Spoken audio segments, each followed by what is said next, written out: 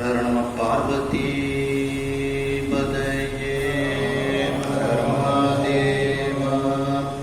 தென்னாடுடைய சிவனே போற்றி, எந்நாட்டவர்க்கும் இறைவா போற்றி. கலைநிறை கணபதிக்கு சரணம் சரணம். திருச்செந்தூர் முருகனுக்கு அரோகரா. கைலாய பரம்பரையில் சிவஞான போதனை காட்டும் பெண்ணை பயில் வாய்மை மெய்கண்ட சந்ததி கோர்மை ஞான பாகுவாகி குயிலாரும் பொழில் திருவடு துறைவாள் குரு நமச்சிவாய தேவம். சைதாதி மரபுடையும் திருமரபு நீடோழி தழைகமாதோ. திருவாவடுதுறை ஆதீன ஸ்ரீல ஸ்ரீ குருமாசஞ்சானம் அவர்கள் பொன்னார் திருவடிகளை வணங்கியும், தருமபுர ஆதீனம் ஸ்ரீல ஸ்ரீ குருமாசஞ்சானம் அவர்கள் பொன்னார் திருவடிகளை வணங்கியும், தருமபுர ஆதீன ஸ்ரீமத் மீனாட்சி சுந்தர தம்பரான் சுவாமிகள் பொன்னார் திருவடிகளை வணங்கியும், இந்த திருவிளையாடல் புராண சிந்தனையை செவ்வனே நடத்தி கொண்டிருக்கக்கூடிய கனடாவில் இருக்கக்கூடிய திரு மோகன் பிரேம்குமார் அவர்களுக்கு வணக்கத்தை நன்றியும் தெரிவித்துக் கொண்டு உங்கள் அனைவருக்கும் மாலை நேர வணக்கத்தை தெரிவித்துக் கொள்கிறேன். சென்ற திருவிளையாடல் புராண சிந்தனையில் முதல் திருவிளையாடல் புராணத்திற்குள் நாம் நுழைந்திருக்கின்றோம். முதல் திருவிளையாடலில் நுழைந்திருக்கின்றோம். இந்திரன் பழிதீர்க்கப்படலாம் என்பதில்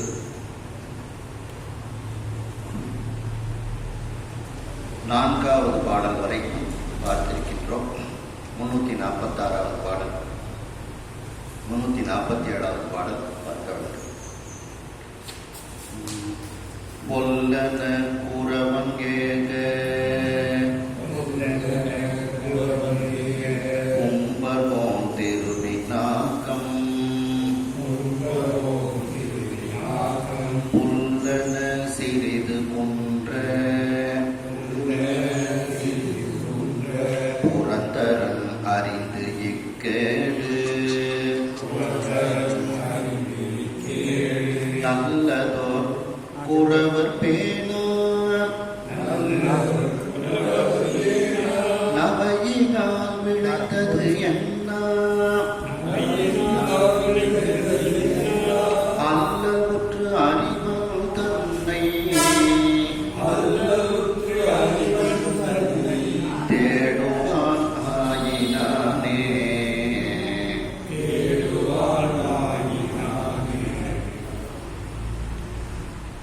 இதற்கு முந்தைய பாடலில் அந்த பாம்பினை அணிந்த சடையை உடைய பகவனே குருநாதராக, இந்த குருவே சிவம் என கூறின நந்தி என்பதற்கு இணங்க அந்த வியாழ பகவான் இந்திரனினுடைய சபைக்கு வந்து அடைந்தார்கள்.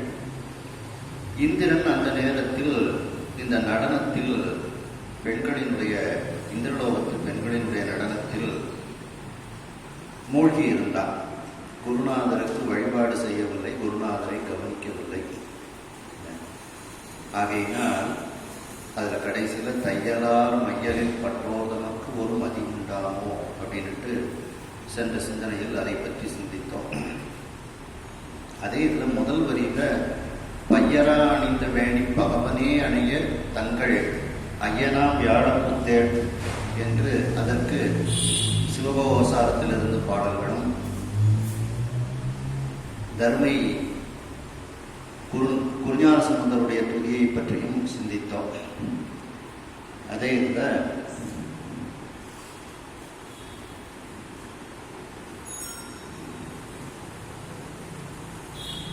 அந்த சிவபெருமானே அவருடைய வேடங்களை எல்லாம் மறைத்து குருநாதராக வந்தார் அப்படிங்கிறதுக்கு சென்ற வகுப்பில் நம்முடைய ஐயா முருகன் ஐயா அவர்கள் உமாபதி சிவமனுடைய போற்றி பகுதியிலிருந்து ஒரு அருமையான இடத்தை எடுத்து காண்பித்தார்கள். அது கொஞ்சம் பெரிதாக இருக்கும் அப்படின்ட்டு நான் போன தடவை விட்டு சென்றேன்.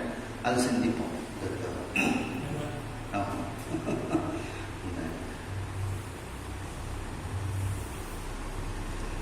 அதாவது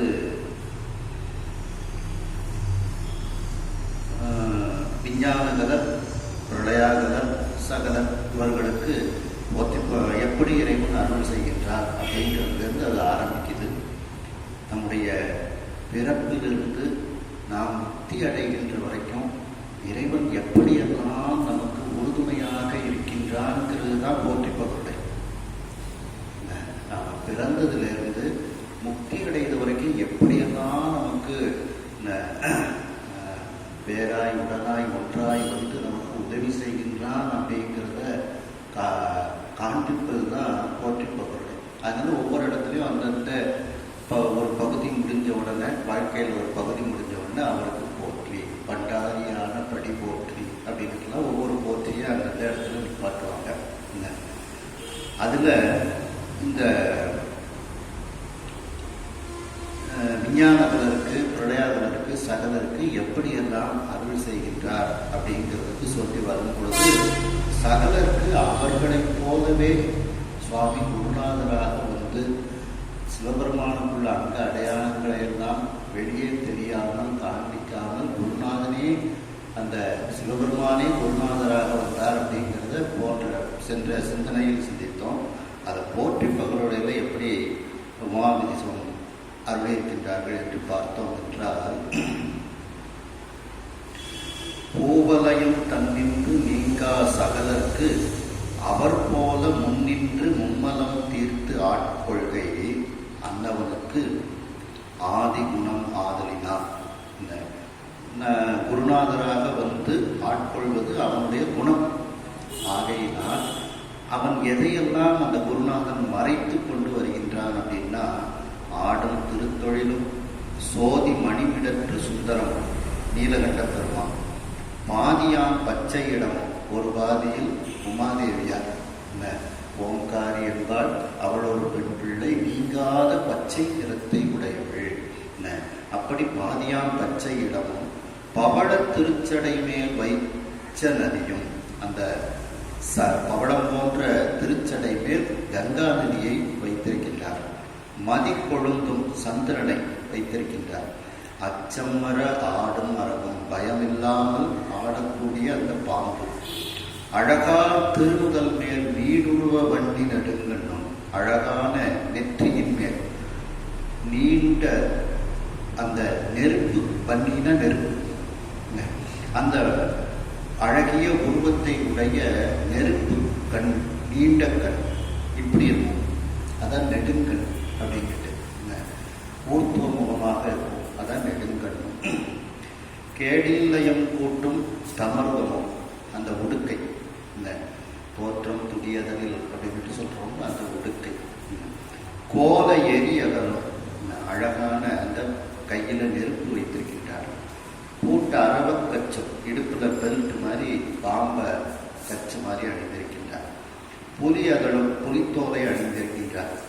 வீட்டின்ப வெள்ளத்து அழுத்தி விடும் தாளினும் அடியார் உள்ளத்தினும் பிரியா ஒரு சிலம்பம்.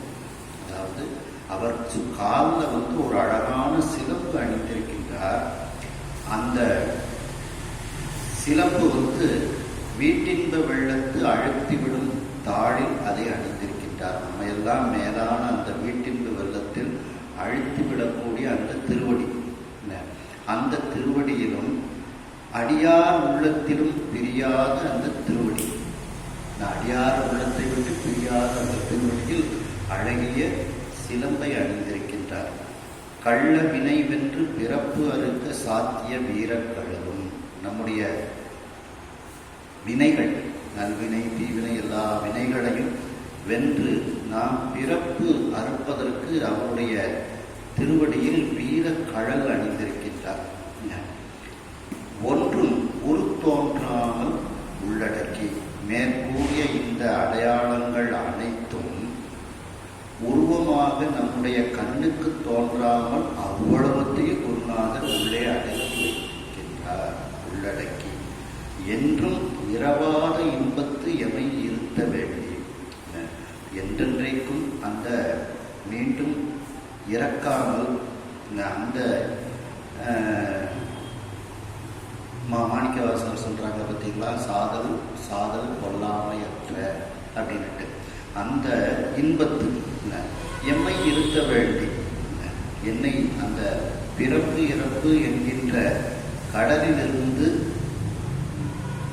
விலக்கி அந்த மேலான இன்பத்தில் என்னை வைப்பதற்காகவே அந்த பிறவா முதல்வன் பிறந்து, அவன் பிறப்பிறப்பு அவனுக்கு கிடையாது, பிறப்பிலே இறப்பிலே.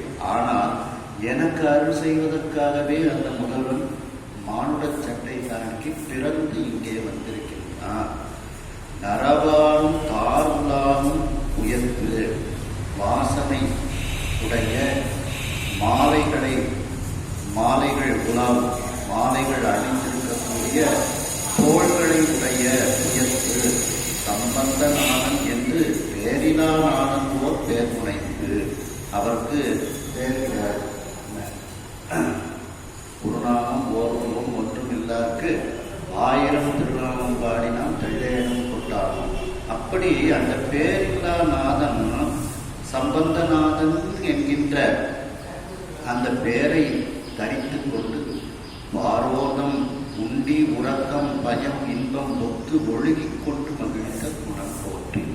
பூமியில நம்மளை போல சாப்பாடு தூக்கம் பயம் இன்பம் இதுக்கு தகுந்தாற் போல ஒத்து ஒழுகிக் கொண்டு இருக்கக்கூடிய அந்த குருநாதன், அப்படி மகிழ்ந்து அந்த குணம் போற்றி அந்த குருநாதனுடைய குணமே உருவமாக இருக்கக்கூடிய அந்த குருநாதனுக்கு வணக்கம் அப்படின்ட்டு இதுல இந்த பையரா அணிந்த வேடி பகவனே அணைய தங்கள் ஐயனாம் யாழப்புத்திரங்கிறதுக்கு இந்த போற்றி பகருடைய நம்ம இதை சிந்தித்து இதை அனுபவிக்கலாம். இந்த இடத்தை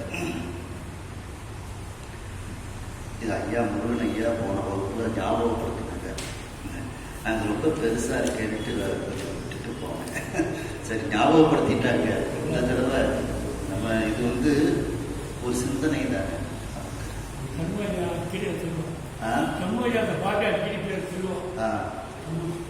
சரி சரி சரி.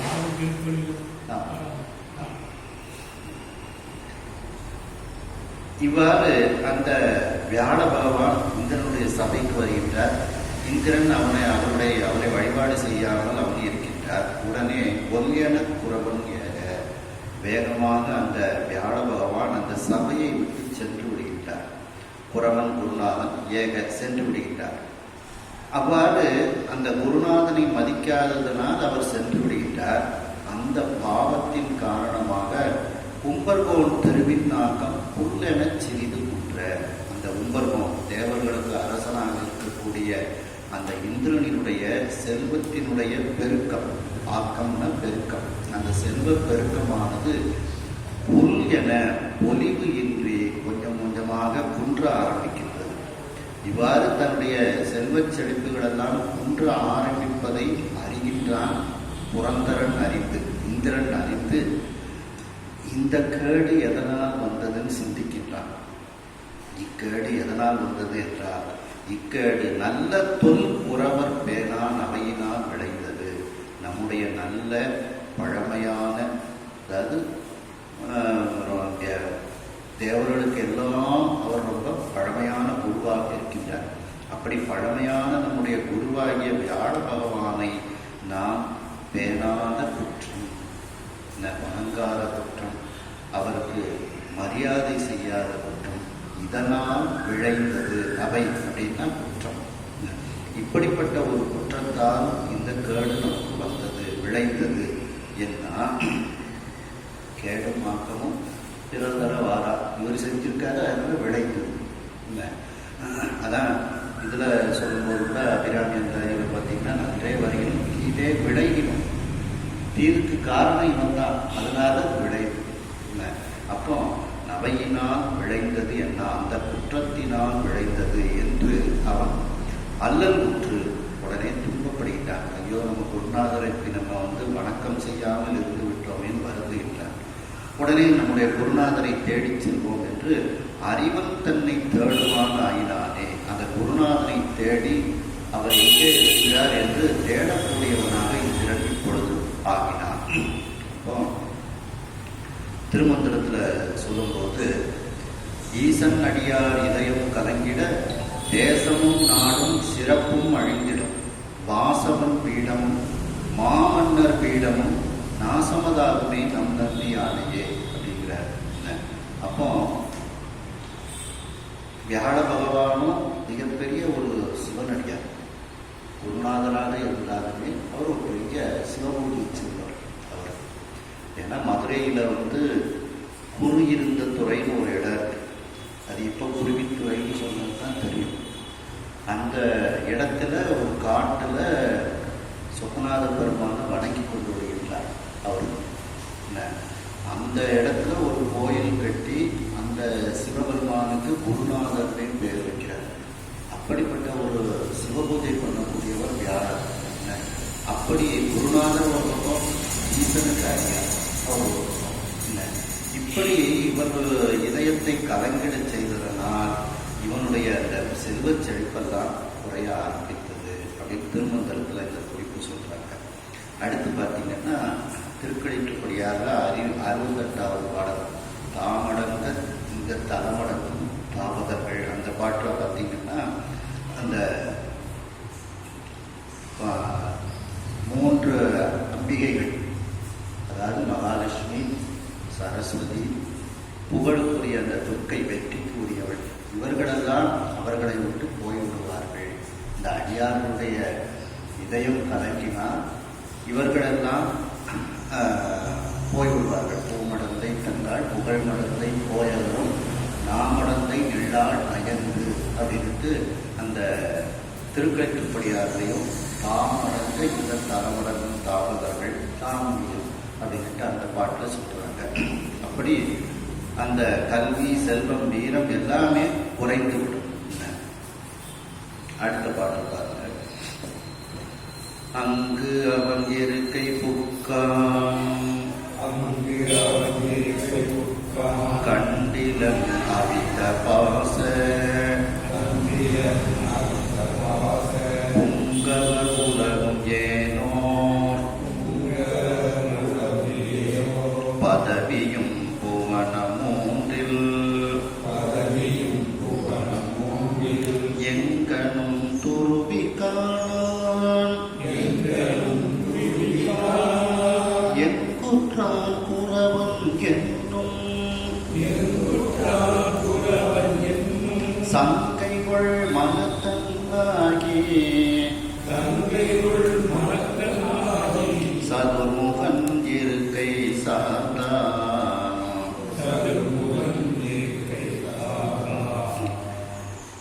அங்கு அவன் இருக்கை புக்கான். அந்த வியாழ பகவான், அவன் தான் இந்த இடத்துல வியாழ பகவான் இருக்கக்கூடிய அந்த இடத்திற்கு இந்திரன் செல்கின்றான், புகுந்தான். அங்கேயும் அவரை காண முடியவில்லை, கண்டிலர். பாசங்களை எல்லாம் அவித்த அந்த புங்கவர், தூயவர்களாக இருக்கக்கூடிய முனிவர்கள் இருக்கக்கூடிய உலகத்திற்கும் ஏனோர் பதவியும் இன்னும் மற்ற இடங்களுக்கு, பதவினா இடம், மற்ற இடங்களுக்கும் புவனம் 3 புவனங்களுக்கும் எல்லா இடங்களிலும் சென்று சென்று தேடுகின்றார். துருவிக்கானா, அதாவது தேடுவது மட்டுமல்ல, ரொம்ப கூர்மையாக அங்கிருப்பாரோ என்று துருவி துருவி அவன் தேடுகின்றான். காண முடியவில்லை. எங்கனும் துருவி காணான் அப்படின்னா கூர்மையாக தேடுகின்றான் அப்படின்ட்டு, மேலோட்டமாக தேடவில்லை, ஒரு மிகவும் கூர்மையாக தேடுகின்றான். துருவி காணான்.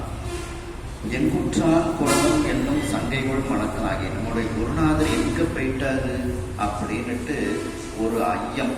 ஒருவேளை நமக்கு காட்சி கொடுக்கக்கூடாது, நம்ம முன்னால வரக்கூடாதுன்னு சொல்லி அப்படியே மறைஞ்சு போறாரா அப்படிங்கிற ஐயமும் அவனுக்கு மனதில் வருகிறது, துன்பமும் வருகிறது. அப்படி சங்கைகள் மனத்தனாகி அந்த ஐயப்பாடு, துன்பம், இப்படிப்பட்ட மனத்தை உடையவனாக அந்த இந்திரன் இருக்கின்றான். இறுதியாக அந்த இந்திரன் சதுர்முகன் இருக்கை சார்ந்தான். 4 முகங்களுடைய பிரம்மன் இருக்கக்கூடிய அந்த பிரம்மலோகத்தை நோக்கி சென்று பிரம்மனை சந்திக்கின்றான் இந்திரன். எல்லா இடங்களிலும் குருநாதரை தேடுகின்றான், காண முடியவில்லை. சரி பிரம்மாண்ட போய் இதுக்கு ஏதாவது வழி கேட்போம் அப்படின்ட்டு பிரம்மலோகத்துக்கு போறான் இந்திரன். துருவினன் அங்கும் காணாம் திசைமுக தொழுது தாழ்ந்து பரவி முன்பட்ட எல்லாம் பகர்ந்தனன் பகர கேட்டு உறவனை இகழ்ந்த பாவம் பொழுதுபட்டு அருந்தும் செவ்வி வருவது நோக்கி சோழ்ந்து மலர்மகன் இதனை சொன்னான். சரி பிரம்மலோகத்துக்கு போய் அங்கேயும் தேடுகின்றான்.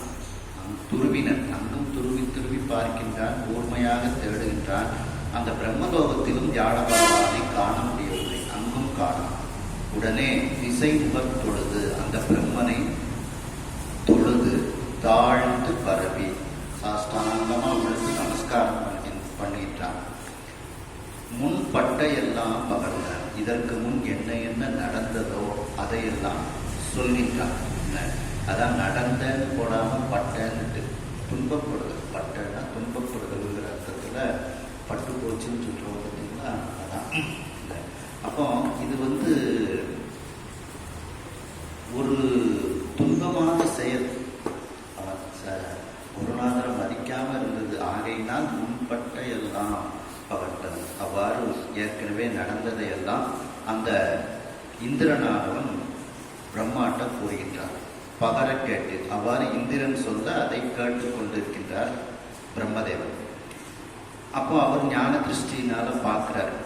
உறவனை இகழ்ந்த பாவம், அந்த குருநாதரை இகழ்ச்சி செய்த அந்த பாவம் இப்பொழுது அப்படியே கொழுந்து விட்டு எரிய ஆரம்பித்திருக்கின்றது.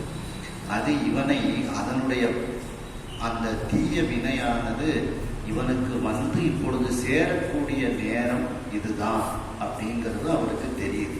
இந்த நேரத்துல தான் அவன் இந்த பாவமானது படுத்த இருக்கின்றது அப்படின்ட்டு அவனை துன்பப்படுத்த இருக்கின்றதுங்கிறதையும் தெரிந்து கொள்கின்றார் பிரம்மதேவன். கொழுந்துபட்டு அருந்தும் செவ்வி, அருந்தும்னா அந்த பயனை அனுபவிக்கக்கூடிய செவ்வின நேரம். அந்த நேரம் வருவது நோக்கி, இந்திரனை நோக்கி அந்த நேரம் வருகின்றது. அதை பார்த்து சூழ்ந்து யோசனை செய்து மலர்மகன் இதனை சொன்னான். அந்த தாமரை மலரில் இருக்கக்கூடிய அந்த பிரம்மதேவனானவன் இப்பொழுது இந்திரனிடத்தில் இவ்வாறு சொல்ல ஆரம்பிக்கின்றார். அனைய தொல் புறவர் காணும் 350 அனைய தொல் புறவர் காணும் அளவும் நீ துவட்டாயின்ற தனையன் முச்செந்தி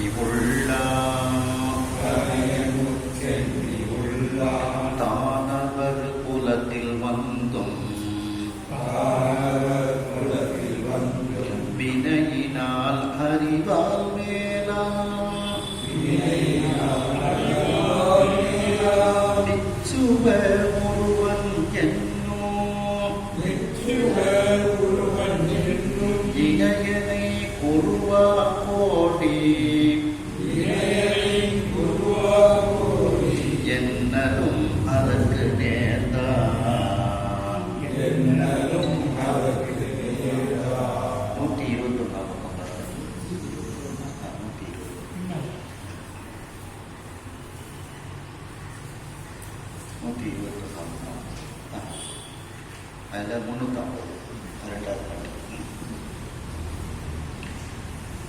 அனைய தொல் புறவர் காணும் அழகும். உன்னுடைய அந்த பழமையான குருநாதராக இருக்கக்கூடிய அந்த வியாழ பகவானை நீ பிடிக்கின்ற வரைக்கும், காணும் வளமும் அவரை கண்டுபிடிக்கக்கூடிய வரைக்கும் நீ துவட்டா ஈன்ற தனையன். துவட்டா அப்படிங்கிறவருடைய மகன். வேறு ஒரு குருநாதனை நீ ஏற்றுக்கொள். அந்த வேறு ஒரு குருநாதன் யார் என்றால் துவட்டா என்ற தனையன். துவட்டா என்கின்ற அந்த அசுரன் அவன் பெற்ற மகன் தனையன். அவனுடைய பெயர் என்ன என்றால் விச்சுவ ஒருவன் என்று பெயர். அவன் எப்படிப்பட்ட தன்மை உடையவன்? முச்சந்தி உள்ளான், 3 தலைகளை உடையவன். தானவர் குலத்தில் வந்தும் வினையினால் அறிவார் மேலார். தானவர் அசுரர் குலத்தில் அவன் தோன்றி இருந்தாலும் செயல்பாட்டினாலும் அறிவாலும் அவன் மேலான ஒரு தன்மையை உடையவன். அவனுடைய பெயர் என்ன என்றால் விச்சுவ ஒருவன்.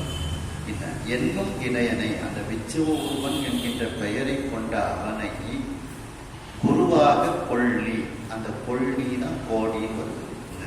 அவனை நீ குருவாக ஏற்றுக்கொள்வாயாக என்னதும் அதற்கு நேர்ந்தான் அப்படின்னு சொன்ன உடனே சரின்னு அதற்கு உடன்பட்டுக் கொள்கின்றான் இந்திரன். அதாவது வியாழ பகவானை பிடிக்கிற வரைக்கும் நீ விச்சுவ ஒருவன்கிறவரை குருவாக ஏற்றுக்கொள். அவர் அசுர குலத்தில் வந்திருந்தாலும் அவருடைய தகப்பனார் துவட்டா என்பவர் இந்த விச்சுவ ஒருவனுக்கு 3 தலைகள் இருக்கின்றது.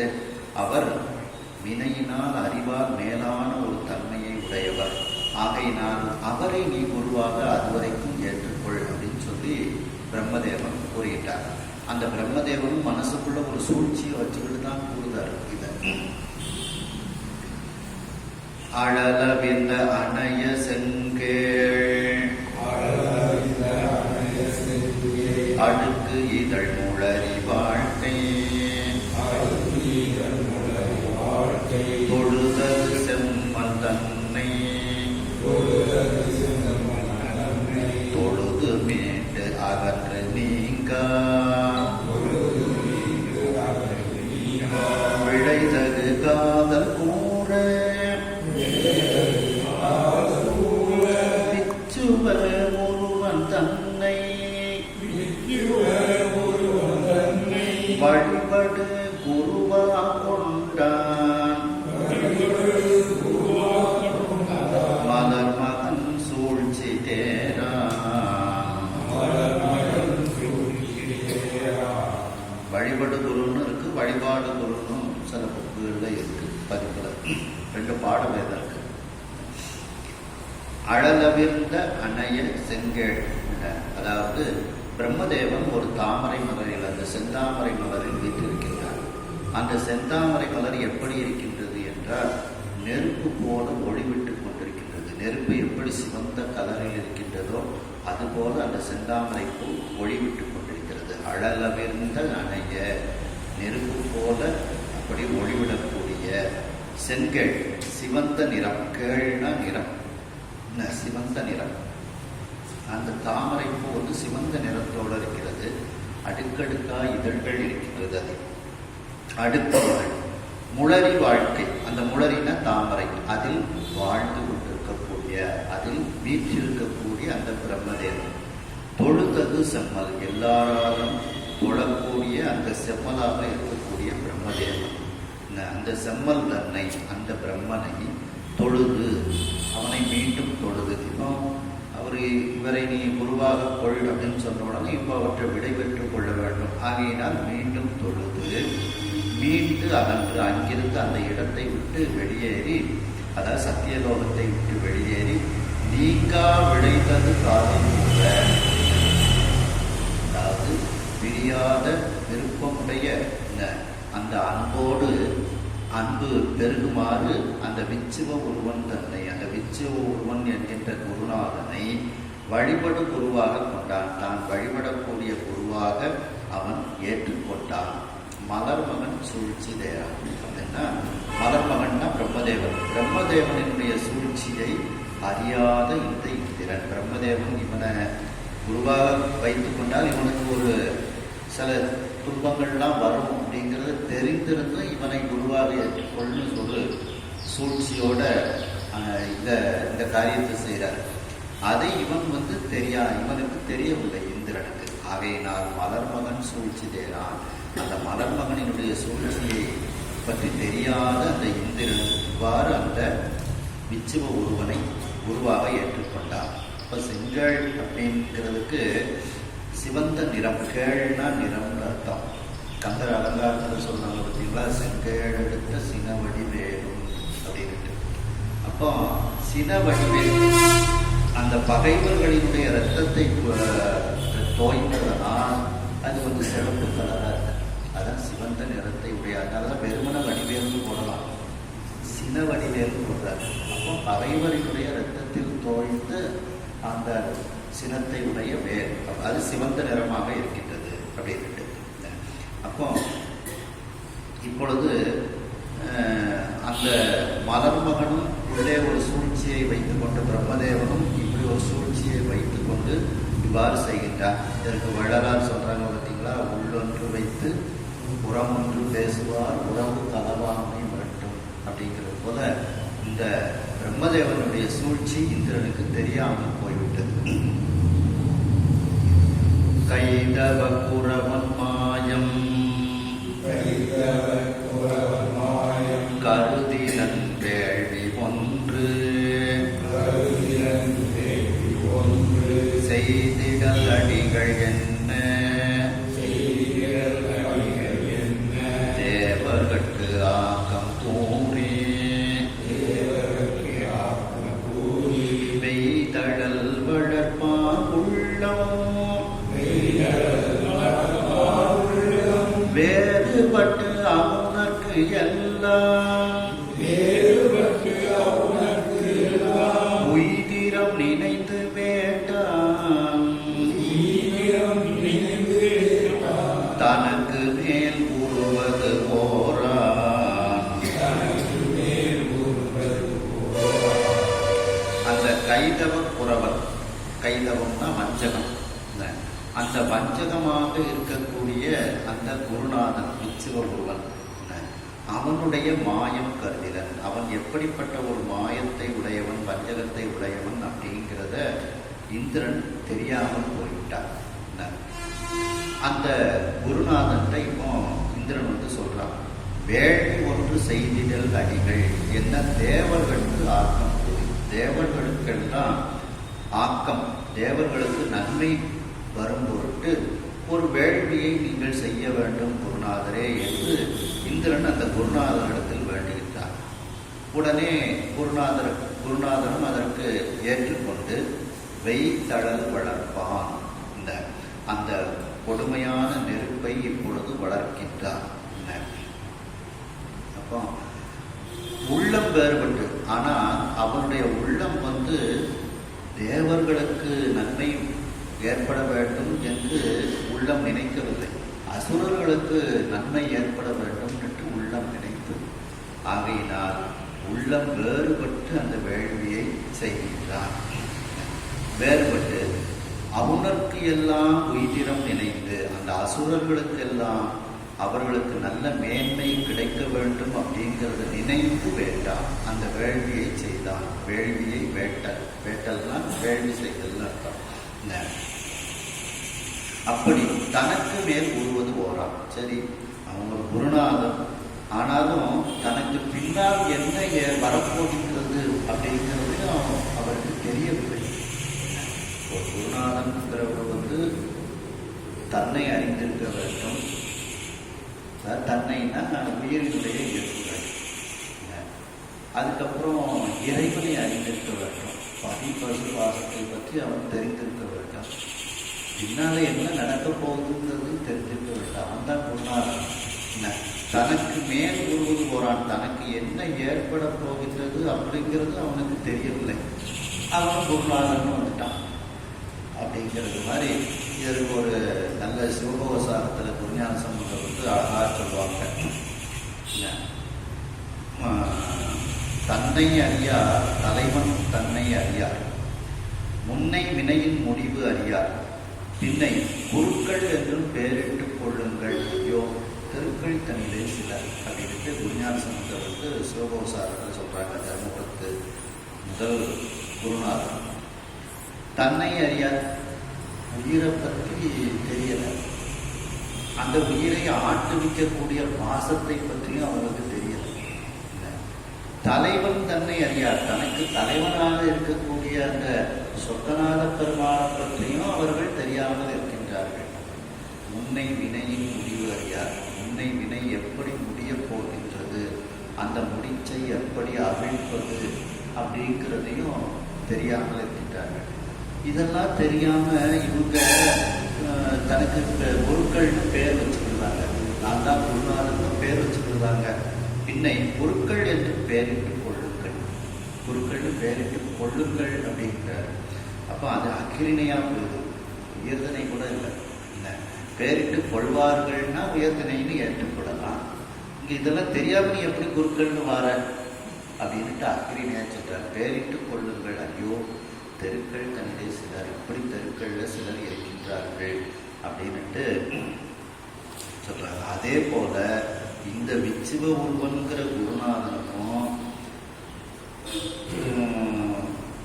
தனக்கு பின்னால் என்ன நடக்கப் போகின்றது என்பது தெரியாத ஒரு குருவாக இவங்க இருக்கின்றார். அடுத்த பாடம் பாருங்க. வாக்கினால் மனத்தால் வேறாய் மகம் செய்வான் செயலை ஆக்கை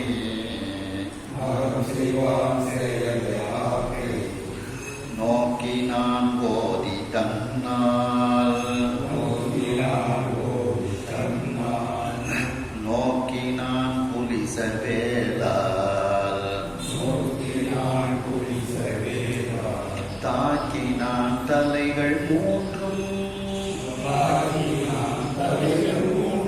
தனித்தனி பறவையாக போக்கினான் அலகை வாயில் புகட்டினான் புலவு சோரி.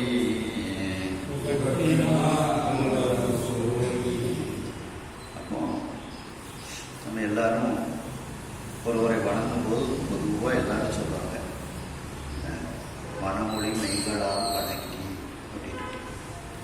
இங்க மெய் அந்த உடம்பை விட்டாச்சு. அப்போ வாக்கினால் மனத்தால் வேறாய். அவன் வாக்குனாலையும் வாக்கும் வேறுபடுகின்றது, மனமும் வேறுபடுகின்றது. அப்போ வாக்கு தேவர்களுக்கு நன்மை ஏற்படட்டும்ட்டு வாக்கு சொல்லணும், அசுரர்களுக்கு நன்மை ஏற்படட்டும் வாக்கு சொல்லணும். மனம் தேவர்களுக்கு நன்மை ஏற்படட்டும் மனம் நினைக்கணும், மனம் அசுரர்களுக்கு நன்மை ஏற்படட்டும் நினைக்கணும். இப்படி வாக்கினால் மனத்தால் வேறாய் வேறுபட்டு மகம் செய்வான். அந்த யாகத்தை இந்த விச்சுவ ஒருவன் செய்கின்றான். அவனுடைய செயலை, அந்த வேள்வியை ஆக்கை நோக்கினான், தன்னுடைய உடம்பால் பார்க்கின்றான். ஆக்கை நோக்கினான் அப்படின்னா இந்திரனுக்கு உடம்பெல்லாம் கண்ணு. அது ஒரு சாபத்தினால அவனுக்கு உடம்பெல்லாம் கண்ணாக வருகின்றது. அப்போ ஆக்கை நோக்கினான்னா உடம்பெல்லாம் கண்ணாக இருக்கக்கூடிய, ஆக்கைனா உடம்பு, அந்த உடம்பெல்லாம் கண்ணாக இருக்கக்கூடிய அந்த இந்திரன் பார்க்கின்றான். மேலும் அவன் எப்படி பார்க்கின்றான்? ஓதி தன்னால் நோக்கினான். ஓதினா ஞானக்கண். அப்படி அந்த ஞானக்கண்ணாலையும் இவன் செய்யக்கூடிய, அந்த குருநாதர் செய்யக்கூடிய செயலை எல்லாம் பார்க்கின்றான். தெரிஞ்சு போயிருது, ஆகா நமக்கு நன்மை தருவதற்காக இந்த வேள்வியை இந்த விச்சுவ ஒருவன் செய்யவில்லை, அசுரர்களுக்கு நன்மை ஏற்பட வேண்டும் என்று செய்கின்றான் அப்படின்னு தெரிந்தவுடன் புலிச வேலால் தாக்கினான். தன்னுடைய வஜ்ராயுத படையால், புலிசம்னா வஜ்ராயுதம், அந்த வஜ்ராயுத வேலினால் அந்த குருநாதரை தாக்கினான். தலைகள் மூன்றும் தனித்தனி பறவையாக போக்கினான். அந்த 3 தலைகளும் தனித்தனியாக வெட்டுப்பட்டு கீழே விழுந்து விடுகின்றது. அந்த 3 தலைகளும் 3 பறவைகளாக போய்விடுகிறது. அது என்ன பறவைகள் என்றால் காடை, ஊர்க்குருவி, கிச்சிலி அப்படின்னு 3 பறவைகள். காடை, ஊர்க்குருவி, கிச்சிலி அப்படின்னு 3 பறவைகளாக அந்த தலைகள் இருக்கின்றது. இப்படி அந்த தலைகள் எல்லாம் பறவையாக ஆக்கினான். அலகை வாயில் புகட்டினான் புலவி சோதி. அலகைனா பேய். பேயினுடைய வாயில அந்த தலையிலிருந்து வந்த அந்த உடம்பு, அந்த முடை நாட்டம், ரத்தம், அந்த ஊம் அவ்வளவுத்தையும் பேய்க்கு சாப்பாடாக கொடுத்து விடுகின்றார். சோரினா ரத்தம், புலவுன்னா முடை நாற்றம், புலா, இதெல்லாம் கொடுத்து. இப்போ அந்த குருநாதரை வெட்டிடலாம். 3 தலைகளும் கீழே விழுந்து விடுகின்றது. தெற்றன பிரம்மபாவம் சீறி வந்து அமர வேந்தை பற்றலும் அதனை தீர்ப்பான் பன்னவர் மரமேல் மண்மேல் பொற்றொடியார் மேல் நீர்மேல் வேட்டினர் புகுத்த நோடும் மற்றவர் இகுது யாம் தீர்க்கும் வண்ணம் யாது என்ன விண்ணோ. இப்போ அந்த அவனை கொன்றதனால் ஏற்பட்ட பாவம் பிரம்ம பாவம், பிரம்மகத்தி தோஷம். கத்தினா பாவம். வேகமாக தெற்றன, வேகமாக அந்த பிரம்மகத்தி பாவமானது சீறி வந்து இந்த இந்திரனை பிடிக்க வருகின்றது. அமரர் வேந்தை பற்றவும், அமரர்களுக்கு தலைவனாக இருக்கக்கூடிய இந்திரனை பற்றுவதற்காக இந்த பாவமானது வேகமாக சீறிக்கொண்டு வருகின்றது. உடனே தேவர்கள் பார்த்தார்கள், தங்களுடைய தலைவனுக்கு ஆகிய இப்படி துன்பம் வந்துவிட்டால் இந்திரலோகம் எப்படி இயங்கும்னுட்டு அந்த தேவர்கள்லாம் ஒன்றா சேர்ந்து இந்த பாவத்தை தீர்ப்பதற்காக, அதனை தீர்ப்பான் பன்னவர், அந்த பாவத்தை தீர்ப்பதற்காக அந்த தேவர்கள் எல்லாம் ஒன்றாக சேர்ந்து அந்த பாவத்தை மரம் மேல் மண்மேல் பொற்றொடியார் மேல் நீர்மேல், மரத்தின் மேல் புகுத்தினார்கள், மண்மேல் புகுத்தினார்கள், பெண்கள் மேல் புகுத்தினார்கள், தண்ணீரின் மேல் புகுத்தினார்கள். வேண்டினர் புகுத்தலோடும் அவர்களிடத்தில் வேண்டுதல் செய்து அவர்கள் அந்த பாவத்தை ஊற்றி விடுகின்றார்கள். அந்த பாவம் வருகின்றது. பாவத்திட்ட நீங்கள்லாம் இந்திரனை பிடிக்கக்கூடாது அப்படின்னு வேண்டி, நீங்கள் பிடிக்கிறதுக்கு இந்த மரம், மண், பெண்கள், தண்ணீர் இவைகளை போய் நீங்கள் பிடிங்க அப்படின்னு சொல்லி போன வகுப்புல படிச்சிருக்கீங்க. பெண்கள் பொற்றொடியார்னா பெண்கள், பொன் போன்ற கொடி போன்றவர்கள், அவர்கள் மேலேயும் இந்த பிரம்ம பாவத்தை அவர்கள் புகுத்தி விடுகின்றார்கள்.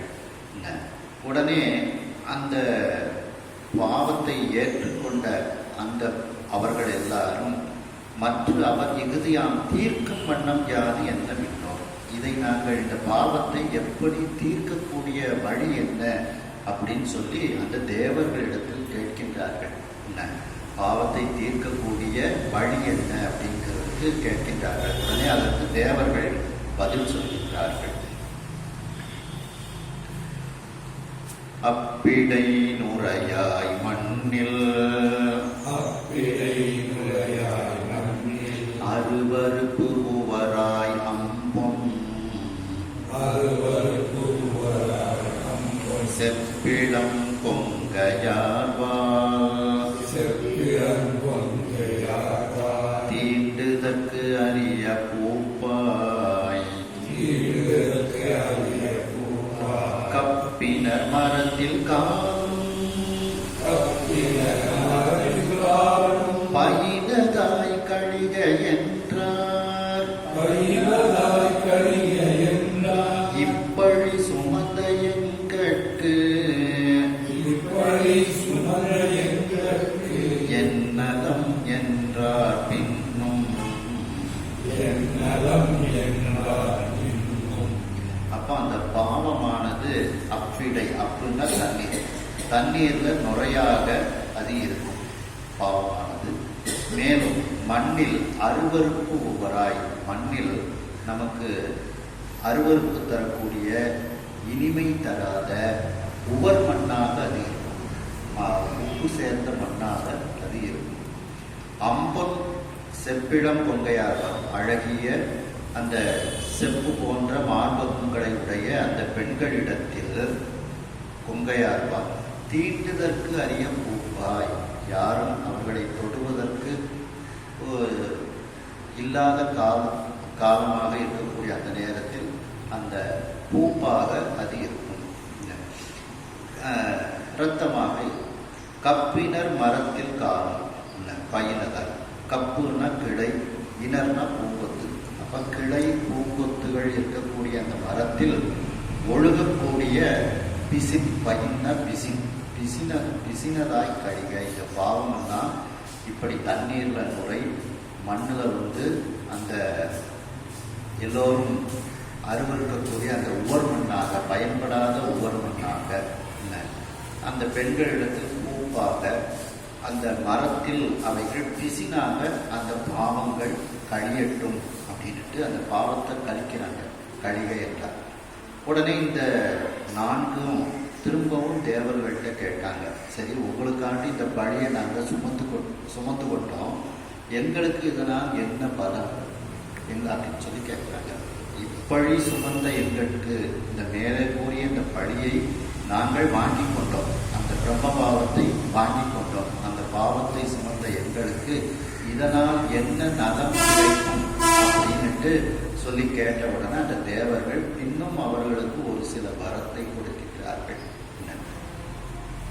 அதாவது இந்த பிரம்மனினுடைய பாவத்தை தேவர்கள் எல்லாரும் ஒன்று சேர்ந்து அந்த பாவத்தினிடத்தில் வேண்டி இந்த 4 தண்ணீர், மண், பெண்கள் இந்த மரத்தில் அதை புகுத்தி விடுகின்றார்கள். இதற்கு எங்களுக்கு என்ன பலாபலன் ஏதாவது சொல்லு அப்படின்னு சொல்லி அந்த 4 கேட்கின்றது. அதற்கும் அவர்களுக்கு ஒரு சில நன்மைகளை கூறுகின்றார்கள். கருவி மாதர் கரு உயிர்க்கும் அளவு முறையா கணவர் தோள் மருவி வாழ்க மன்னகழ்ந்த ஒளியும் அதனால் வடு ஒழிக பொருவில் நீரும் இறைத்தோறும் ஊடி பொலிக மரம் குறைபட்டு ஒருவினால் தழைகையன ஒழியா நலனும் உதவினார். கருவின் மாதர் கருவியற்கும் அளவும் அந்த பெண்கள் கருத்தரித்து அந்த குழந்தைகள் வெளியே வரக்கூடிய அளவிற்கு இந்த பூப்பானது அவர்களிடத்தில் வெளியே வராமல் இருக்கும். அந்த காலகட்டம் அளவு முறையால் கணவர் தோல் மருவி வாழ்க. அவர்கள் கணவரோடு சேர்ந்து அவர்கள் ஒன்றுபட்டு வாழ்வார்களாக அப்படிங்கிறார். மேலும் மண்ணகழ்ந்த குழியும் அதனால் வடுவொழிக. அந்த உவர் மண்ணை தோன்றினதுக்கப்புறம் அது அதே உவர் மண், அதே மண்ணினாலேயே அந்த குழியானது நிரப்பப்படும் அப்படிங்கிறாங்க. அதனால் அதனுடைய வடு, அந்த தோண்டிய வடு வந்து நீங்கிவிடும். அந்த மண்ணோ இல்லை வேற ஏதாவது மண்ணை போட்டு அப்படி அந்த குழி வந்து இதாகிடும். பொருவில் நீரும் இறைத்தோறும் ஊறி பொலிக. அந்த அளவில்லாத அந்த சிறந்த நீரும் இறைக்க அது மீண்டும் ஊறிக்கொண்டே பொலியட்டும் அப்படிங்கிறார். மரம் குறைபட்டு ஒருவினாலும் மரங்கள் வெட்டப்பட்டு அவைகள் வளம் நீக்கினாலும், ஒருவினாலும்னா வளம் நீக்கினாலும் மீண்டும் தடைக்கட்டும் என ஒழியா நலனும் உதவினார். இவ்வாறு நீங்காத நன்மைகளை எல்லாம் அவர்களுக்கு கொடுத்தார்கள். இப்போ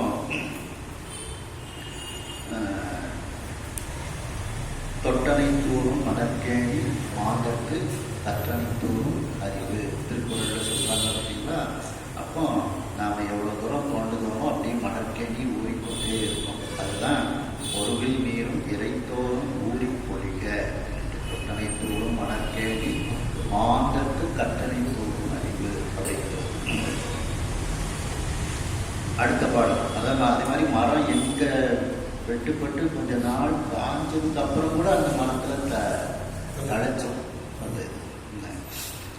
அதுவும் ரொம்ப பெரிய மரச அளவு இருந்தாலும் அந்த இடத்துலையும் ஒரு சின்ன சின்ன செடி இதுகள் அந்த இலைகள்லாம் தழைக்க ஆரம்பிச்சு. அதுதான் மாசின் கழிந்த மணியே போல் வந்த பழி தீர்ந்து இந்திரனும் தேசின் திகழ துவட்டாதன் செல்வம் தன்னை தேவர் பிரான் வீசி புலிசத்து உயிர் உண்ட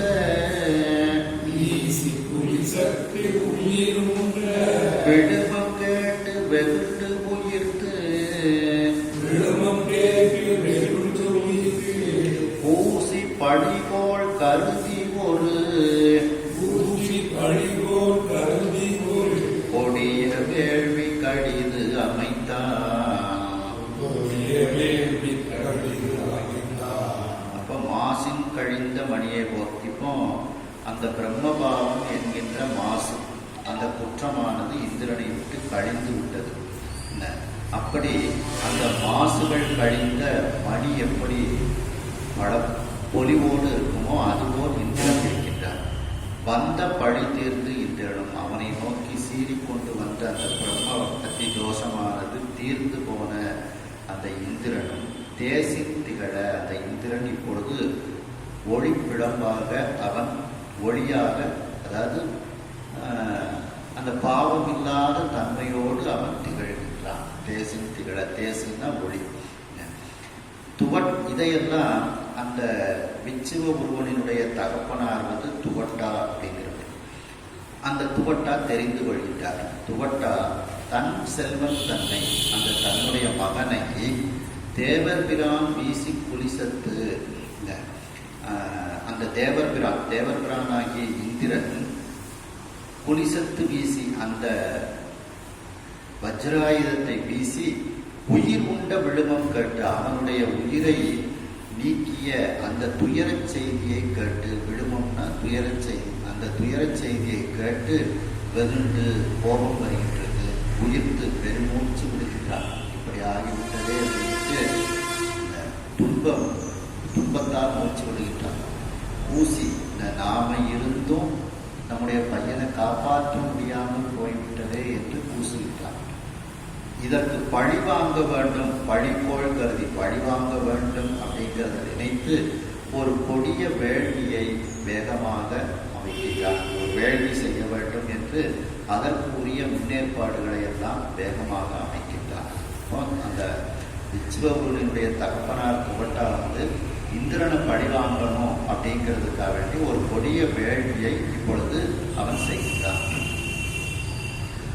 அந்த குண்டத்து எரிசிகை போல் அழலும் குஞ்சி அண்ட முகடு உந்த கொடிய தூமம் போல் உயிர்த்து செங்கன் சீனம் செந்தி சிந்த பிறை வாழையிறது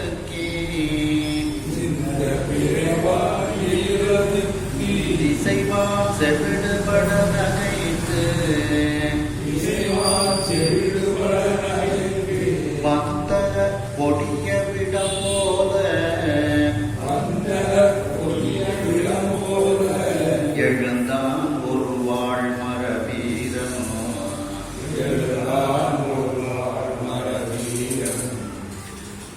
அந்த குண்டத்து, அந்த வேள்வி செய்வதற்காக அமைக்கப்பட்ட அந்த குண்டத்திலிருந்து இப்பொழுது ஒரு வேள்வியின் பயனாக ஒரு அசுரன், ஒரு வீரன் வெளியே வருகின்றான். அவன் எப்படி இருக்கின்றான் அப்படிங்கிறத இந்த பாட்டில் வர்ணிக்கிறார். அந்த குண்டத்திலிருந்து ஒரு வீரன் வருகின்றான்.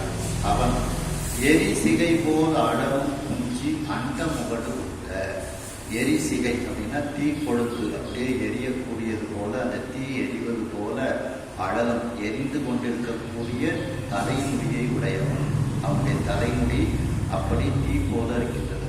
அந்த தலைமுடி அண்ட முகடையே தாக்கக்கூடிய அளவிற்கு இருக்கின்றது. அண்ட முகடு, இந்த முகடுன்னா சிகரம், அந்த அண்டத்தில் உயர்ந்த இடத்தையே தாக்கக்கூடிய அளவுக்கு அவனுடைய தலைமுடி இருக்கின்றது. கொடிய தூமம் போல் உயர்த்து, கொடுமையான புகை, தூமம்னா புகை, புகை போல அவன் மூச்சு விடுகிட்டான், பெருமூச்சு விடுகிட்டான். அப்போ அவன் மூச்சு விடுறதே புகை வெளியில வர மாதிரி இருக்கு. செங்கண் சினச்செந்தி சிந்த, சிவந்த கண்களில் சினமாகிய சிவந்த தீ அப்படியே சிந்துகிறது. கண்களில் கோபம் அவனுக்கு அதிகமாக இருக்கின்றது.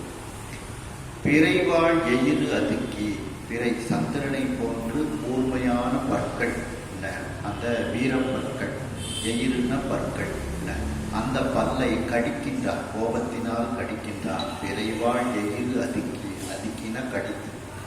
திசைவான் செவிடுபட நகைத்து, திசைகளும் வானமும் செவிடுபடுமாறு அவன் சிரிக்கின்றான். அப்போ மிகப்பெரிய சிரிக்கிறதே பெரிய சப்தமாக இருக்கின்றது.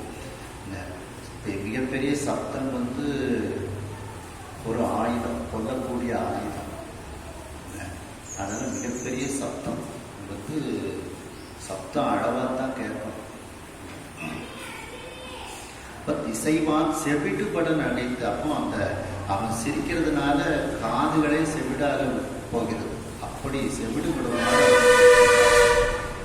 வந்த கொடிய விடம் போல, அந்த கொடுமையான விடம், பார்க்கடல் கடையும் போது வந்த அந்த கொடுமையான விடம் எப்படி இருந்ததோ, அது எல்லாரையும் தாக்குவதற்கு வந்ததோ அது போல எழுந்தான். இந்த விடம் விஷம் எப்படி எல்லாரையும் தாக்க வந்ததோ அதுபோல இவனும் எல்லோரையும் தேவர்களை எல்லாம் தாக்குவதற்காக வந்திருக்கின்றான் அப்படிங்கிறது. அந்த கொடிய விடம் போல எழுந்தான் ஒரு வாழ் மரவீரன். அந்த கோமகுன்றத்திலிருந்து எழுகின்றான் ஒருவன். அவன் தோன்றும், அவன் பிறக்கும் போதே அவன் கையில ஒரு வாழ் வைத்துக் கொண்டு இருக்கின்றான். மரவீரன், அந்த வலிமையான வீரன்.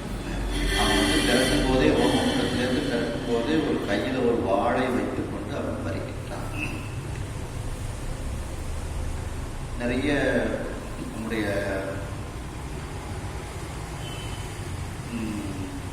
இப்போ சாஸ்தா தோன்றும் பொழுது பார்த்தீங்கன்னா, தோன்றும் பொழுதே அவர் கையில் ஒரு பூச்செண்டோட தான் வர்றார் சாஸ்தா. அந்த செந்தூர் கையுமாய் அப்படின்னு கந்தபுராணத்தில் சொல்லுவாங்க. இவன் ஒரு வாளை கையில் வைத்துக் கொண்டே இவன் தோன்றிட்டான். இவனுக்கு பெயர் விருத்ராசுரன் அப்படிங்கிற பெயர். அதாவது அந்த கொடிய விடம், வானவர்கள் தானவர்கள் வாதைபட வந்ததொரு மாடல் விடம் சமந்தர் சொல்றாருல, அப்படி அந்த விஷத்தை போல இவன் வெளியே வருகிறான். இங்கு உவன் விருத்திரன் என்ப ஆரடல்,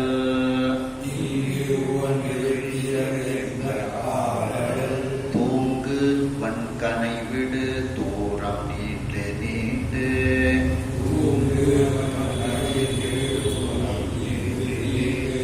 ஓங்குவன் ஓங்குதற்கு ஒப்ப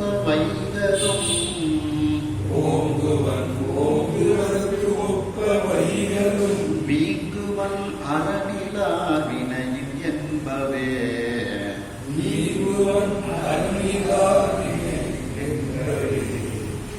இங்கு உவன் விருத்திரன் என்ற அவனுக்கு பெயர் விருத்ராசுரன்.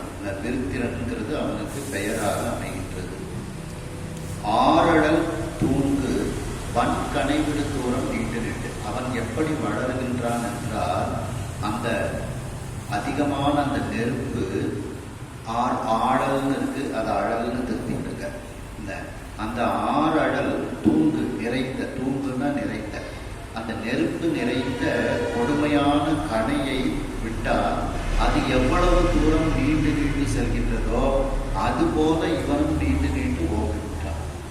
அதாவது உயரமா வளர்ந்துக்கிட்டே போறான், ஓங்குகின்றான்.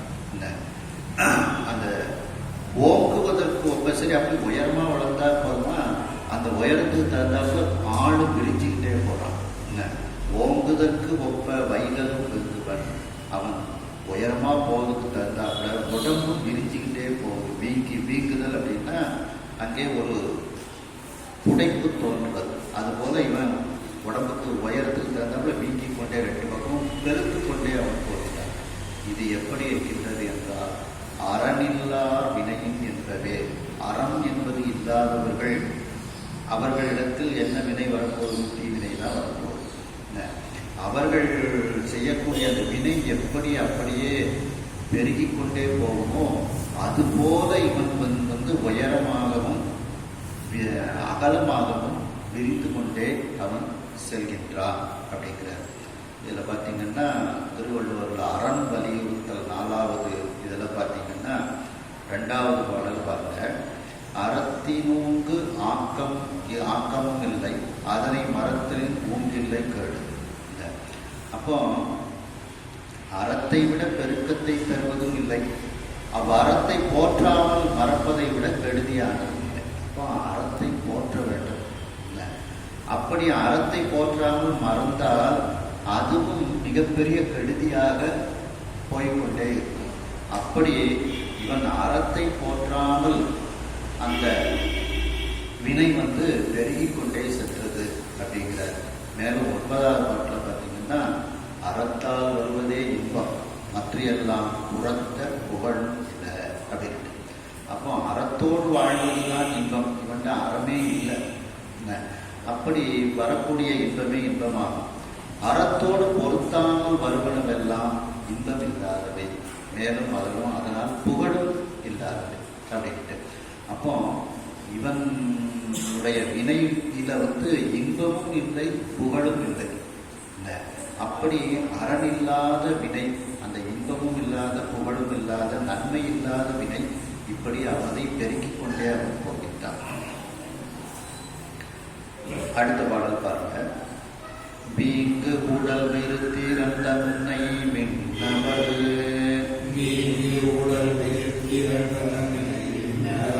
ஏங்கு உறவர் துவட்டா எனும் பெயர், தீங்குரு மனத்தினோ தேவர்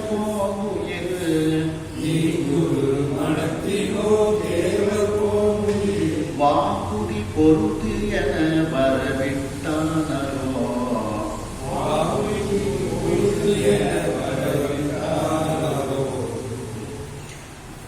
அந்த வீங்கு உடல் விருத்திரன் தன்னை, இதே வீங்கிக் கொண்டே இருக்கக்கூடிய பெரிய உடம்பை உடைய அந்த விருத்திரனை பார்த்து இப்பொழுது அந்த துவட்டா என்பவன் கூறுகின்றான். விண்ணவர் ஏங்குற வரு துவட்டா. இப்ப விண்ணவர்கள் எல்லாம் துன்பப்படுமாறு, ஏங்குற அப்படின்னா துன்பப்படுமாறு வரக்கூடிய அந்த துவட்டா என்பவனும் அவனும் அப்படித்தான் இருக்கின்றான். விருத்திரன் என்பவனும் விண்ணவர்களுக்கு துன்பம் வருமாறு வந்திருக்கின்றான். 2 பேரும். அப்ப விண்ணவர் ஏங்குற வரு விருத்திரன், விண்ணவர் ஏங்குற வரு துவட்டா. அப்படி அந்த துவட்டா என்கின்ற அவன் என்னும் பெயர் தீங்குரு மனத்தினோன், தீங்கை உடைய அந்த மனத்தை உடைய அந்த துவட்டா என்பவன் தேவர்கோன் உயிர் வாங்குதி பொழுது, அந்த தேவர்கோன் இந்திரன், தேவர்களுக்கு தலைவனாகிய இந்திரனுடைய உயிரை சண்டையிட்டு அவனை கொல்வாயாக அப்படின்ட்டு இவனை வரவிட்டானோ, இவனை அந்த தேவலோகத்தை நோக்கி அனுப்புகின்றான் அந்த துவட்டா என்பவன். நிச்சிவபூமனுடைய தகப்பனாகிய துவட்டா என்பவன் இப்பொழுது அந்த வேள்வியிலிருந்து வந்த விருத்தராசுரன் என்பவனை நீ சென்று அந்த இந்திரனுடைய உயிரை வீழ்த்திவிட்டு இந்திரனை கொன்றுவிட்டு வா என்று அனுப்புகின்றான். மதி துணியிற்றினோன் வடவை போல் சினையே,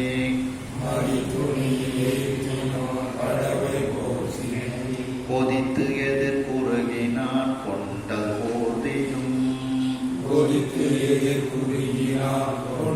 போதினும், எதிர்த்தனன் கழித்து மேல் இமயத்து உச்சி மேல்,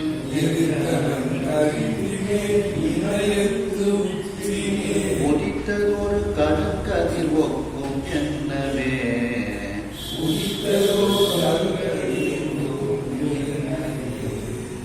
மதித்துணி எயிற்றினோம். துணி மதி, துணினா அந்த சந்திரன் வந்து வளர்ந்து கொண்டு தேய்ச்சி கொண்டு போகிறீங்களா, அதான் மதித்துளி. அப்படி அந்த சந்திரனை போன்ற பற்களை உடையவன் எயிற்றினோன் அப்படின்னா, எயிறுனா பற்கள், பற்களை உடைய அந்த வீர பற்களை உடைய அந்த வளைந்த பற்களை உடைய அந்த விருத்ராசுரன். இதுல கூட பார்த்தீங்கன்னா சம்பந்த பெருமான் சொல்றாங்க பார்த்தீங்களா, துணிவளர் திங்கள் துளங்கி விளங்க அப்படின்ட்டு. அந்த துணிக்கப்பட்ட வளரக்கூடிய திங்கள் அப்படின்ட்டு. அவ்வாறு அந்த பற்களை உடைய அந்த விருத்ராசுரன் வடவை போல் சினை இக்கொதித்து. அந்த வடவைனா கடலில் உள்ள ஒரு பெருநெருப்பு, அதுக்கு பேர் வடவாமுகாக்கினி அப்படின்ட்டு பேர். அந்த நெருப்பை போல கோபப்பட்டு கொண்டு, சினையினா கோபப்பட்டு கொண்டு, இவன் பிற்காலத்துல கடலுக்குள்ளதான் போய் ஒழிய போறான் இந்திரனுக்கு பயந்து. ஆகையினால இந்த இடத்திலேயே அவன் கடல்ல உள்ள ஒரு பெருந்திய நெருப்பை போல இருக்கின்றான். இதுல அந்த விருத்ராசுரனை பற்றி சொல்றார். இந்த இந்திரனுக்கு பயந்து பின்னால அவன் கடலுக்குள்ள போய் ஒழிய போறான். அப்ப ஏற்கனவே அந்த கடலுக்குள்ள அந்த வடவாமுகாக்கினிங்கிற நெருப்பு இருக்குது, அதை போன்றவன் அப்படிங்கிறார். அப்போ வடவை போல் சினையை, அந்த வடவாமுகாக்கினியை போல அவன் கோபம் கொண்டு கொதித்து எதிர்ப்புரியினான். இந்திரனுக்கு எதிரில் அவன் சென்றான். கொண்டல் ஊர்தியம், மேகத்தை ஊர்தியாக, மேகம்னா கார் மேகம், அந்த கார் மேகத்தை ஊர்தியாக கொண்ட அந்த இந்திரனும் இப்பொழுது இந்த விருத்ராசுரனை எதிர்த்து போரிட ஆரம்பித்தார். இப்போ இந்திரன் வந்து அந்த கார் மேகத்தை ஊர்தியாக கொண்டவன். ஆனா அவன் ஏறி வரக்கூடிய இது எது? அவனுடைய ஐராவத யானையில ஏறி வரான். ஐராவத யானை வெள்ளை வெள்ளேன்னு, அந்த வெள்ளை வெள்ளேன்னு இருக்கக்கூடிய யானையில ஏறி இவன் வந்து கொண்டல் ஊர்தியாக இருக்கக்கூடிய ஒரு கருங்கதிர்வோம், கருண் சூரியனை போல அந்த வெள்ளை யானை மேல ஏறி வரான். இந்திரன் கருஞ்சூரியன் போல இருக்கின்றான், அந்த யானை வந்து வெள்ளை யானை போல இருக்கின்றது. அப்ப அந்த வெள்ளை யானை, அந்த ஐராவத யானை வந்து இமயமலையை போல இருக்கின்றது அப்படின்னு சொல்லி. ஏன்னா இமயமலை பனிபடர்ந்து பனியார் மூடி வெள்ளி உருக்கி விட்டது போல மூடி இருக்கின்றது. ரசதகிரி பெருமாளே அப்படின்ட்டு திருப்பூரில் சொல்றாங்க பார்த்தீங்களா. நம்ம சிவையம் பொருளோனே ரஜதகிரி பெருமாளே. ரஜதம்னா வெள்ளி, அந்த வெள்ளியை உருக்கி விட்டது போல இருக்கு, பனி மூடி இருக்கின்றது. அப்போ இதற்கு இதுல என்ன சொல்றாரு? களிற்றின் மேல் அந்த வெண்மையாக இருக்கக்கூடிய அந்த யானையின் மேல், ஐராவத யானையின் மேல் இந்திரன் வருகின்றார். இது எப்படி இருக்கின்றது என்றால், இமயத்து உச்சி மேல், இமயமலையினுடைய உச்சி பனி மூடி இருக்கின்றது. இந்த யானையும் வெள்ளை வெள்ளை என்று இருக்கின்றது. உதித்தது ஓர் கருங்கதிர் ஒக்கும் என்னவே, அந்த இமயத்து உச்சியில ஒரு கருஞ்சூரியன் உதித்தது போல இந்த இந்திரன் போருக்கு வருகின்றான் அப்படின்றார். அறத்தோடு பாவம் நேர்ந்த என்ன ஆர்த்து எது? அறத்தோடு பாவம் நேர்ந்த திறத்தரும் மூண்டு அமர் செய்ய கல் சிதை,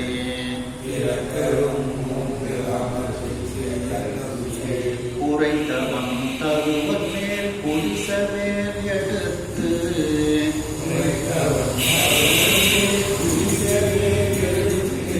உரைத்திட வீசினான் உடன்று கள்வன்.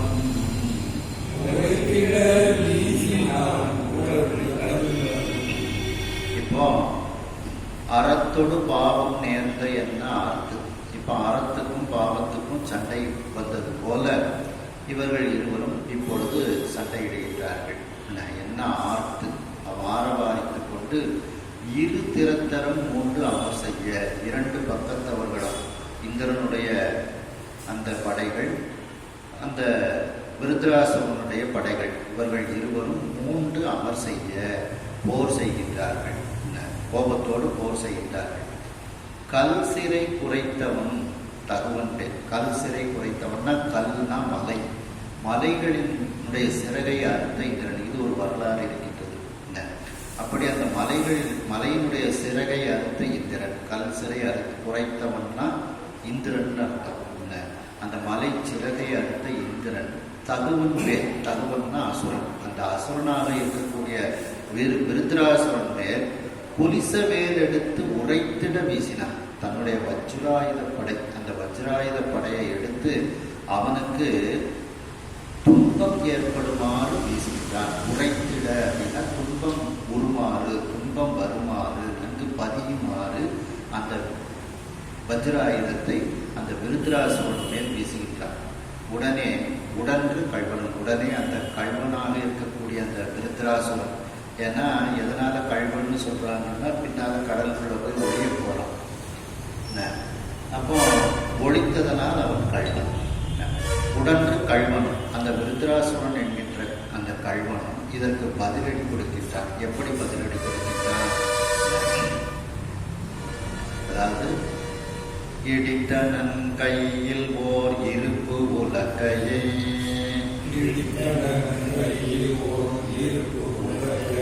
பிடித்தனன் பறையன பெயர்ந்து தீயன,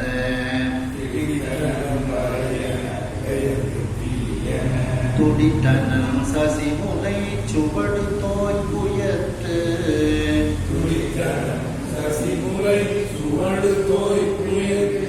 அடித்தனன் இந்திரன் அவசம் ஆயினான்.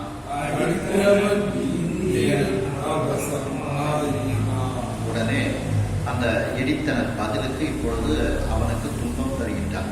எப்படி? கையில் ஓர் இரும்பு உலக்கையை பிடித்தனன். கையில் ஒரு இரும்பு உலக்கையை எடுத்துக் கொள்கின்றான் அந்த விருத்தராசுரன். வரை என பெயர்ந்து மலை போல அவன் நடந்து, தீயென துடித்தன நெருப்பு போல அப்படி கோபத்தினால் அவன் துடிக்கின்றான்.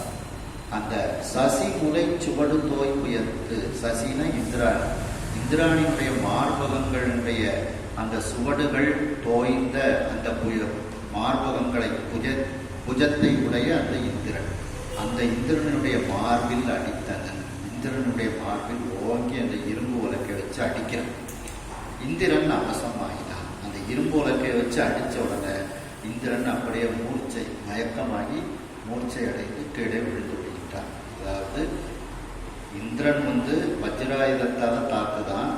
பதிலுக்கு அந்த விருத்ராசுரன் ஒரு இரும்பு உலக்கையை வச்சு இந்திரனுடைய மார்பை நோக்கி அடிக்கின்றான். அந்த அடித்ததுனால வேதனை தாங்க முடியாமல் இந்திரன் அப்படியே மூர்ச்சையாகி மயக்கமாகி கீழே விழுந்து விடுகின்றான். அண்டர் ஏறு அணையவன் அவசம் மாறி பின்,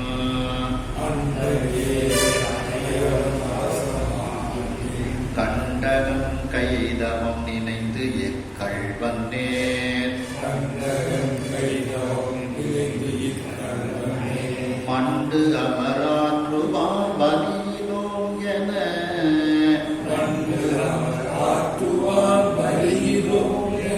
புண்டரீகத்தவன் உலகில் போயினான். அண்டர் ஏறு அணையவன், தேவர்களுக்கெல்லாம் சிங்கம் போன்று இருக்கக்கூடிய அந்த இந்திரன் அணையவன் அவசம் மாறி, அந்த மூர்ச்சை மயக்கமானது இப்பொழுது தெளிந்து, அவசம்னா மூர்ச்சை, அது தெளிந்து பின் கண்டகன் கைதவம் நினைந்து, கண்டகன்னா கொடியவன், கைதவம்னா வஞ்சனை. இப்படி அந்த விருத்ராசுரன் தன்னை அந்த உலக்கையால் அடித்ததனால் நாம் கீழே விழுந்து மூர்ச்சை அடைந்து விட்டோம், அதெல்லாம் ஞாபகத்துக்கு வருகிறது.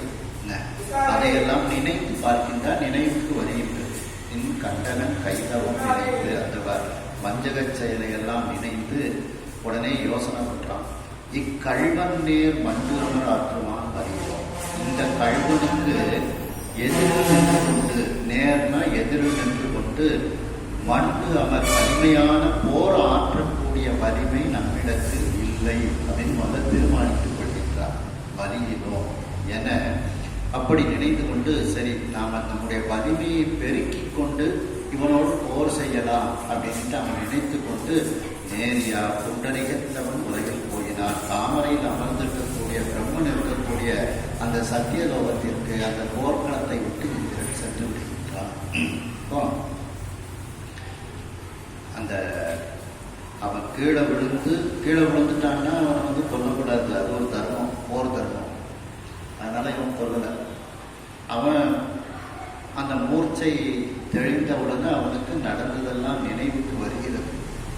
அப்ப இது என்ன இதுன்னா, நனவில் அவன் சுளுத்தியை அடைகின்றான்.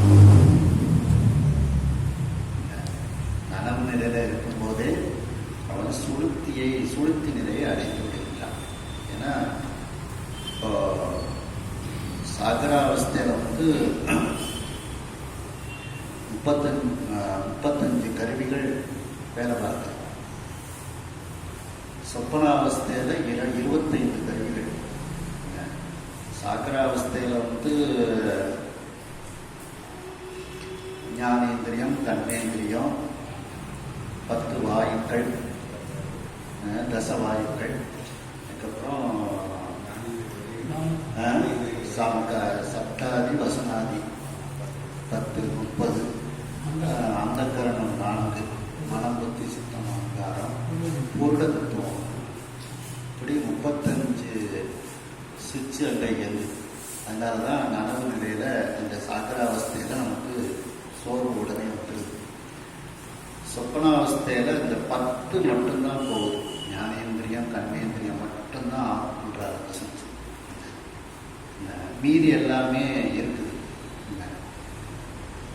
அடுத்து சுளுத்திக்கு வரும்போது 3 தான். இந்த பிராணம், இந்த தசவாயுக்கள் ஒன்று பிராணம், நடந்ததை பதிவு பண்ணதுக்கு சித்தம் ஒன்று, அந்த கூட்டம், இந்த 3 சுளுத்தி. அப்ப இவனுக்கு நடந்ததெல்லாம் நினைவுக்கு திரும்ப வந்துடுது. அப்போ நடந்ததை பதிவு பண்ணதுக்கு சித்தம் அங்கே இருப்பதனால இந்த இடத்துல நம்ம சுளுத்திகள் நனவில் சுளுத்தி. அப்போ அந்த அதுக்கப்புறம் தான் நமக்கு வந்து துரியம் வருகிறது. துரியத்தில் 2 தான் நமக்கு. அந்த சித்தம் போகுது, பதிவு பண்ணக்கூடிய சித்தம் மட்டும் அங்கே இல்லாமல் போயிடுது. பிராணம் இருக்கு, பொருள் இருக்கு. துரியாதீதம் வரும்போது தான் நமக்கு பொருள் மட்டும் இருக்குது. சரி, அதான் இந்த சிவஞான சித்தியாரில் கூட சாக்கிரத்தை அதீதத்தை பொறித்தவர்கள், சர்வசங்க நிவர்த்தி வந்த தருவதர்கள் அந்த பாட்டாளர்லாம். அப்படி இதுல வந்து அவனுக்கு அந்த நினைத்து நடந்ததெல்லாம் திரும்ப நினைவுக்கு வந்தது. அந்த இதுக்கு போனவங்களுக்கு, அந்த துரியத்துக்கு போனவங்களுக்கு அந்த நினைவு வராது. எங்க இருக்கோம்ட்டு அதுக்கப்புறம் லேசா கொஞ்சம் அவங்கள ஆசுவாசப்படுத்தினா தான் அது வரும். எந்திரிக்கும் போது அவங்க எங்க இருக்கிறோம் அப்படின்னு தான் கேட்பாங்க. என்ன நடந்தது? இவனுக்கு அது நினைவுக்கு வர்றதுனால இது வந்து நாம் அந்த சுளுத்தி வரைக்கும் பேசலாம்ன்றத எடுத்துக்கலாம். தாழ்ந்து தான் படுதுயர் விளம்பத்தாமரை,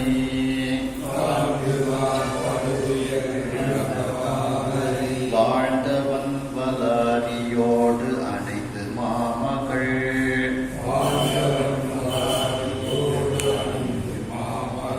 வீழ்ந்த மார்பினன் அடி வீழ்ந்து செப்பமால்,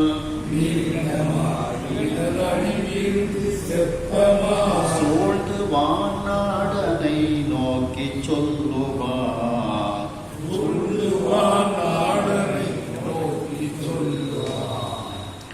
இப்போ பிரம்மலோகத்துக்கு இந்திரன் போய்விடுகின்றார். போர்க்களத்தில் இருந்து பிரம்மனை தாழ்ந்து பிரம்மனினுடைய கால்களில் விழுந்து வணங்கி தான் படு துயர் விளம்ப, அந்த இந்திரன் தான் பட்ட துயரத்தை எல்லாம் அவர் பிரம்மனிடத்தில் எடுத்து சொல்கின்றார். விளம்ப சொன்னவுடன் தாமரை வாழ்ந்தவன், அந்த தாமரையில் வாழ்ந்திருக்கக்கூடிய அந்த பிரம்மதேவன் வதாரியோடு அணைத்து, வதாரின்னா இந்திரன் அர்த்தம், அந்த இந்திரனோடு சேர்ந்து கொண்டு 2 பேரும், இப்ப பிரம்மனும் இந்திரனும் 2 பேரும் நாம இதற்கு ஒரு தீர்வு காண்பதற்கு நேரையா வைகுண்டத்துக்கு போவோம், பெருமாள் இருக்கக்கூடிய உலகத்துக்கு போவோம் அப்படின்ட்டு அவர்கள் வைகுண்டத்திற்கு செல்கின்றார்கள். அந்த வைகுண்டம் எப்படி இருக்கின்றது? அங்கே இருக்கக்கூடிய திருமால் மாமகள் வீழ்ந்த மார்பினன், அந்த திருமால் வந்து மகாலட்சுமி, மாமகள்னா மகாலட்சுமி, மகாலட்சுமி வீழ்ந்த மார்பினன் அப்படி அப்படின்னா வீழ்கன்னா இணை பிரியாது இருக்கக்கூடிய மார்பை உடையவன் அப்படின்னு அர்த்தம்.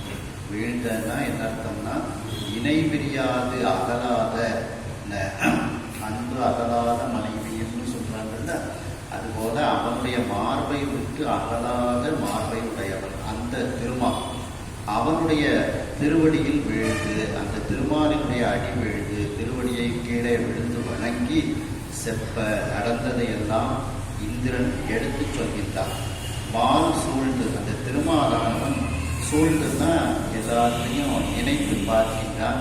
இதற்கு எப்படி நாம் தீர்வு காண்பது அப்படிங்கிறதையும் அவன் நினைத்து பார்த்து வானநாடனை நோக்கி சொல்லுவான். அந்த இந்திரன், வானநாடன்னா அந்த இந்திரனை நோக்கி இப்பொழுது இதற்கு பதில் சொல்கின்றான்.